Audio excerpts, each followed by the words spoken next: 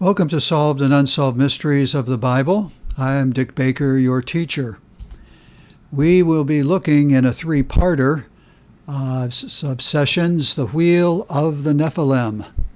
And what do we know about that? It is called various names, and we'll see them in a few minutes, but the Wheel of the Nephilim may very well be the most unsolved mystery in Israel today. 10 miles east of the Sea of Galilee, you can find this very old megalithic monument. The large blue arrow points to a star to the right, or to the east of the Sea of Galilee. That is its geographical location. And it has been pinpointed for you to see. This is satellite imagery. And you can see the Sea of Galilee, and then the Nephilim wheel has been highlighted and enlarged, so you can see roughly its location a little closer up. It can be found in the middle of a large plateau covered with hundreds of dolmens or portal tombs. So it's just sitting. This is grazing land. You can see cows. Look at the cow to the lower left, and then to the upper right under dolmens, and to the right of it, the word. And so it's wide open in that sense. So what is a dolmen? I have three pictures of them, and probably the easiest one for me to talk about is the large one in the upper right. All of these are single chamber megalithic tombs. And we're seeing the word mega used an awful lot, which is gigantic, is huge. The props, I'll use that word, are called standing stones. Most of them are that. And using the picture in the upper right, the two in the front are standing stones. The one in the back could be, I'd have to see how thick it was. Not just its height, but its width. And of course, the one on top, how in the world did they get that there? But the dolmens would be 8 feet and above. And they are used often. So these are supposed to be like tombs. And if you want a bigger tomb, you just add more standing stones and more stones on the top, and you can build it that way. And they would do that. It was constructed, the Wheel of the Nephilim, which you're looking at, of concentric circles with an altar in the middle. Archaeologists think it dates back 3,500 to 2,700 years. So let's take those figures and put them in perspective. I deducted 2,200 years to get us back to the time of Christ, and then I obviously had what years that would have been and could place them into the Bible era. And that would be 1500 to 700 BC. So you can see the Tower of Babel was around 2100, mid-2100s. Abraham left Uz to be led to the Promised Land in 1924, and Moses ended his wanderings. All right, so he has all the nation of Israel, and he's ended the 40 years of penalty for their sin of wandering at 1463 before Christ, which drops into this time zone, and Joshua, who follows him through the conquest of Israel. So this is the era of Moses and Joshua, if their dating is correct, and they've left an 800-year span. All right, let's look at the details and the dolmens and the diameters. There are 42,000 basalt rocks that make up the circles. The mound in the middle is 15 feet tall at the center and 65 feet in diameter. So the blue line across that I put you, that's 65 feet. And the dolmens hold this up at 15 feet tall. So they have built it up with some rocks on below and then placed their dolmens in there. The largest and outmost wall is 8 feet high, and this is 520 feet in diameter. It's 173 yards, so it's just shy of 2 football fields in length. Picture that. It is that long.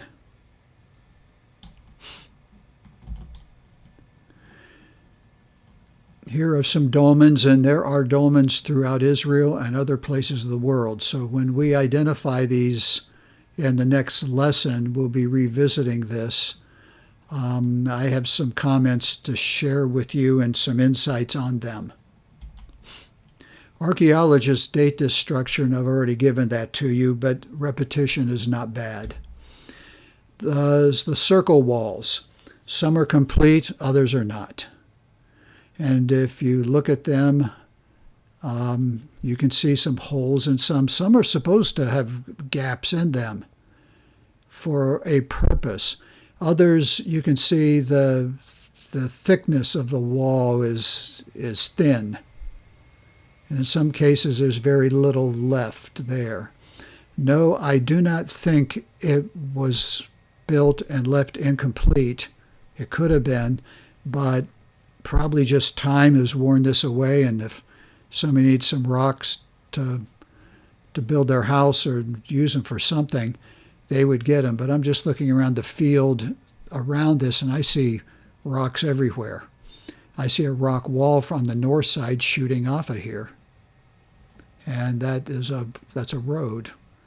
Looks like a farmer would just use. Estimate 25,000 working days to build this. And I don't know how they figured that and how many workers that they would put to doing this, but that's an immense amount of time. So here's a better, let's just say a white with a black-gray wheel of the Nephilim put on it, and you can see some of the thought. The approach from the road, I put the arrow in up above, is in the northeast entry. There's a southeast entry. We're coming back to them shortly. And you can see some of the holes, the gaps, etc., that are there. Okay, the names this place of mystery have been given in various languages. So how do we get the Wheel of the Nephilim? And you'll see that right now. Rujim el Hiri, which means stone heap of the wildcat. That came from some old Syrian maps. So this might have been one of the earlier ones when Arabs were in the area. That's the Ottoman Empire, but also way before that too. Goes back before the Crusades. So this would definitely goes back, although there's, you know, in history, there's not really anything recorded about this and what this was about, but it was people in the Bible times walked by this place. It has been named the Wheel of Spirits or the Wheel of Ghosts. Those are Hebrew names given. Perhaps in the time of Abraham, although that doesn't quite fit the time zone the archaeologists give us. But who's to say it wasn't there earlier yet? This is also called Stonehenge of the Levant. That's the Islamic name. Levant is a name given that they own everything from the Mediterranean Sea, which includes Israel east, all the way through Iran, Iraq, and beyond that. So Israel doesn't even exist in their mindset. So the Islamics, those who believe in Islam, have named it that. And it does look a lot like Stonehenge up in England. Stonehenge of Israel, that's been one of the most recent, and that's English. All right, so Brits and Americans tend to call it that for better sake of they're not calling it anything biblical or placing it in any of those times. And then the Wheel of the Nephilim, where did that come from? This was named by Israel in 1967 after they won the Six-Day War, and they obtained this territory. In fact, they got all of the Golan Heights, and this is over to the east of this wheel is where the Golan Heights is. And this goes back, though, to early Old Testament era, the Nephilim in Genesis 6. So perhaps very befitting. The Israelis do not know what this is. They will have people have come in, and I'll share some with you. Archaeologists to look this over to see what this is about. But the first thing that they thought of, it's amazing that they saw the size of this and the immensity of trying to build this and knew that it had to be something, people that were incredible, had incredible strength and or size. So that's why they named it this. Today, it might also be called Gilgal Rephaim, and the Rephaites, or the Rephaim, were a group of people who lived in Canaan and elsewhere in the time of Moses and Joshua. They were not the Nephilim.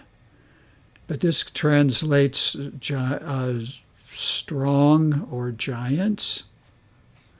So very interesting there, the giants of Gilgal. So to solve this mystery, some specs on the middle mound is very important. So let's go to what we would call the altar. Go to the middle. And it has a name given to it. The tumulus was connected to the four main outer walls. And we saw little walls going out to the outside circles, and you can see them now. It's pretty obvious, some of them.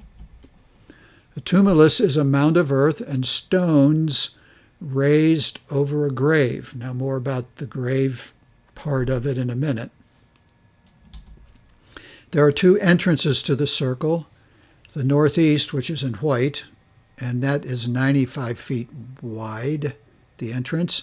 And then the blue arrows, the southeast at 85 feet, that entrance. So that's almost, 30 yards.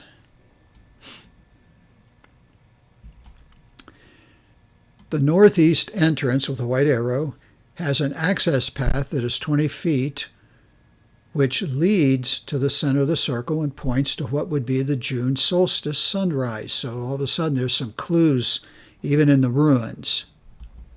So I've taken a white line and put that to the dead center of the tumulus, the altar area, and right back out it goes to dead center of that entrance just about.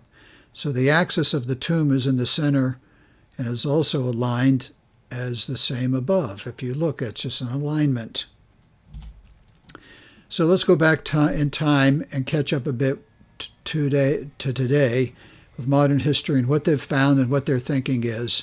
And we only have one more Roman numeral to do, and that's the summary of thought before we leave our modern day, 2023.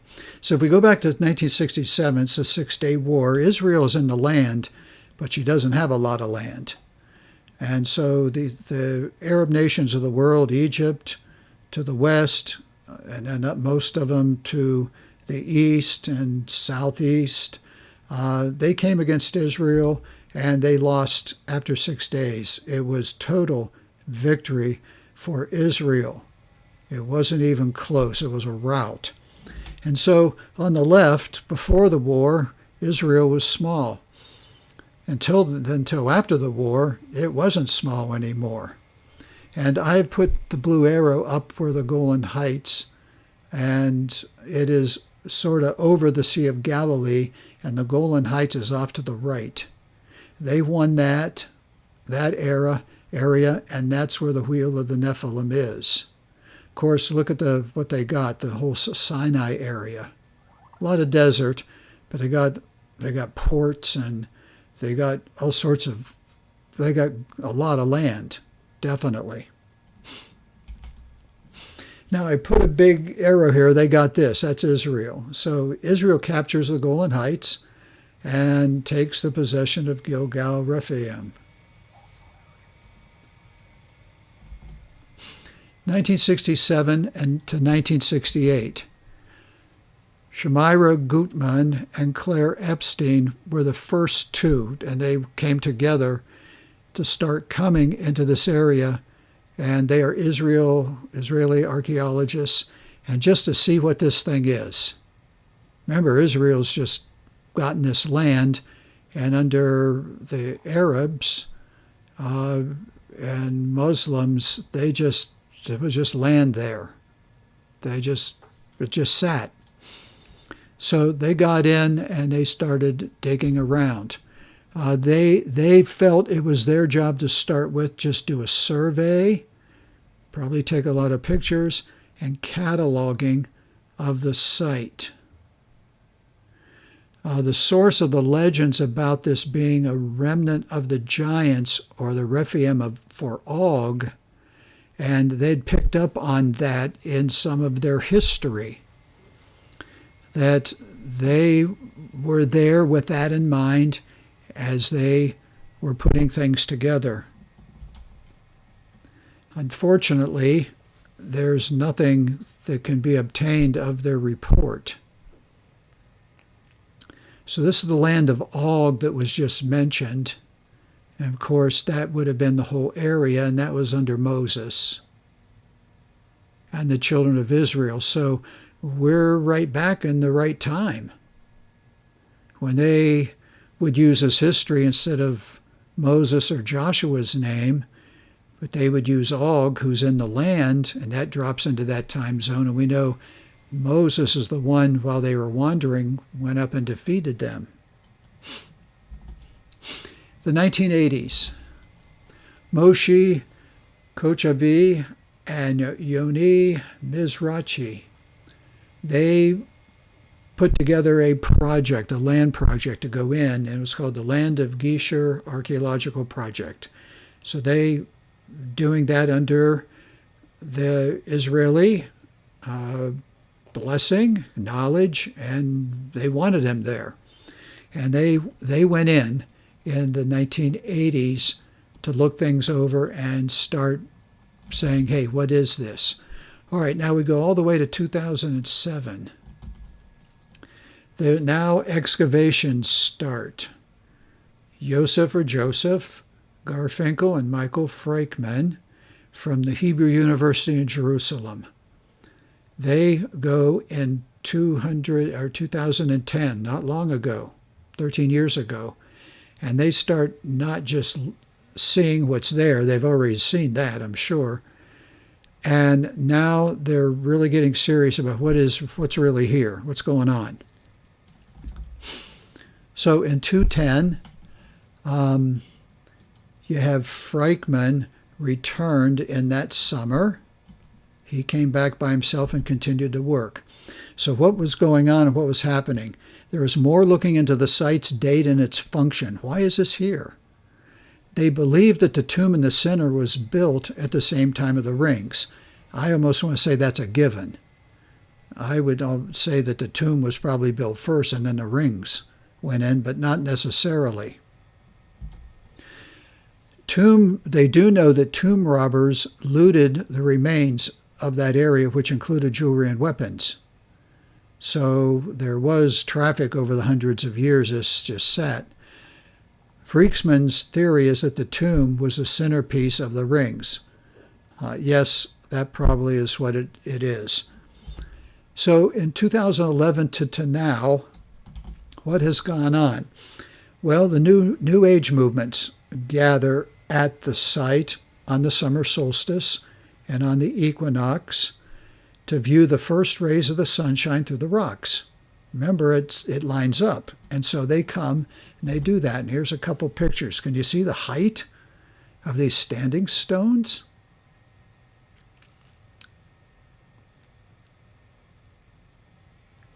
That make up this wall. 2023.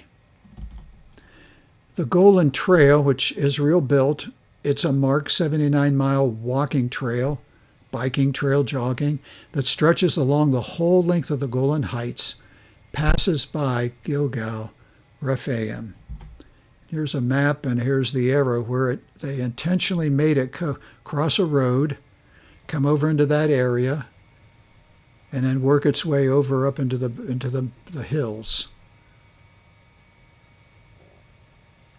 And it goes all the way up to the top of their country. So here's the summary, and I'm putting together reports from others that have been. I did not want to take the time of doing everybody, but this is what has come out of this. What is this? What is this about? All right, number one, obviously the first place you go is worship. You don't build something like this without an altar, without it having some kind of gods or something to do with worshiping. All right, so here is what their ideas are. Number one, the site was used for special ceremonies during the longest and shortest days of the year. Okay, I can buy that because of how things lined up, how the two entrances are.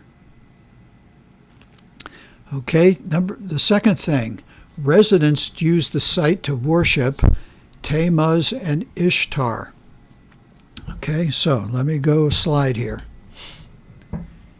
Here's a picture of Ishtar, and here's a picture of Tammuz. Tammuz goes way back to the Babylonians. In fact, they were before the Babylonians, but the Babylonians eventually were in the same land. And we would know them today as Baal and as Ashtoreth. And these two, this god and this goddess, plagued Israel. This is who Israel worshipped. And there was one other that made this trinity up that's not mentioned here, Moloch. That's who you sacrifice your children to. He was like a fire god. And it was the three of them that plagued Israel. Just Solomon fell prey to the worship of Moloch through the unsaved wives, the heathen wives that he married, turned his heart. And so I'm not going to say any more on this, but if I give you that foundation and understanding, we're in Israel. And so it's not Tammuz that came out of Babylon or Ishtar. And by the way, Ishtar is also called Isis, Egyptian. They have various names depending on what culture and what country they popped up in.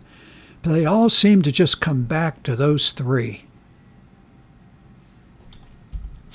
So it's a burial site. While there is a tomb built in the center, there is absolutely, and they have done tests and everything, there's no evidence of any kind of remains that has been found of human or animal. Nothing. Now, they've dug down in. Nothing. So there's been no sacrifice. All right. However, there might have been. So the Zoroastrians were in the region 1000 to 1500 before Christ. They were the Persians. They were sort of the astrologers. And so is it possible that dead persons were laid out for birds to remove the flesh from their bodies, and then they'd take the bones and bury them? That's what they would do.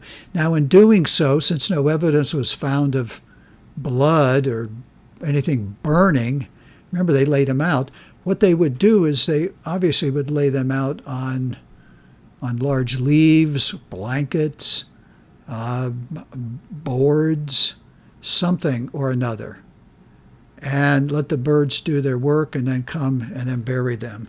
That's very grotesque as far as I'm concerned, but that fits into their who they are. I call them Zorros, just for short. And if you're one listening, I think you can see why that concept came about. So they're Zoroastrians. All right, some think it's a calendar. And this is, many of these rings throughout the world that pop up in different forms. So the belief the site was used as an ancient calendar at the times of the two equinoxes, we've got that down, that's almost a certainty. The sun rays would pass between the two rocks. And so they at least knew how to, they would know when a year was up, and to know, and we'll just say when a half year was up. So they could start setting calendars and counting days, and it would become a calendar and a point of reference to them. The last thing is it was a site used for observations of the constellations. How that would be done, you would almost have to have a formula, and the constellations then are not like they were now, although our astronomers can, in our planetariums, go and make it go back to that time and look. So that would be a good look and a good observation on this. All right, you have the foundation of the Wheel of the Nephilim. And so I'm going to say that's all, folks. But I'm just kidding. So please hang in there with us. We're going to go to part 2 is the next lesson, and jump in as we explore this further. And there's going to be a lot of surprises come your way. Thank you for watching, and God bless.